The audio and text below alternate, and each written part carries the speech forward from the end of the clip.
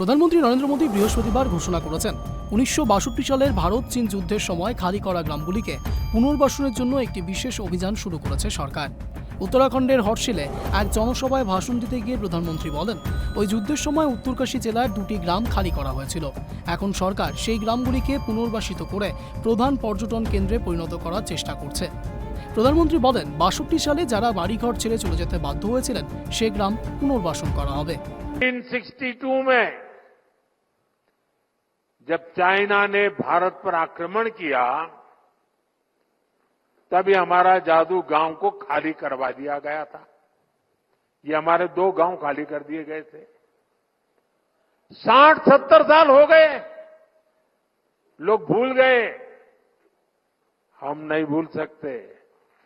हमने उन 2 गांवों को फिर से बसाने का अभियान चलाया है और बहुत बड़ा टूरिस्ट डेस्टिनेशन बनाने की दिशा में हम आगे बढ़ रहे हैं।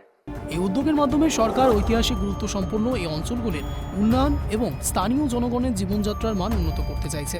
প্রধানমন্ত্রী আরও বলেন, এই প্রকল্প শুধু অর্থনৈতিক উন্নয়নই নয়, দেশের ঐতিহ্য এবং ইতিহাসকে সংরক্ষণ করবে। উত্তরাখণ্ডের হর্ষিলে এই জনসভায় প্রধানমন্ত্রী স্থানীয় জনগণকে আশ্বস্ত করেন, সরকার এই অঞ্চলের উন্নয়নে প্রতিশ্রুতিবদ্ধ। তিনি বলেন, আমরা শুধু উন্নয়নের কথা বলি না, বরং তা বাস্তবায়ন করি। এই গ্রামগুলি আবার জীবন্ত হয়ে উঠবে এবং দেশের পর্যটন মানচিত্রে নতুন পরিচিতি পাবে। প্রধানমন্ত্রী এই উদ্যোগ দেশের ঐতিহাসিক এবং সাংস্কৃতিক সম্পদ সংরক্ষণের দিকে একটি বড় পদক্ষেপ হিসেবে বিবেচিত হচ্ছে। Bureau report, tribe TV Bangla.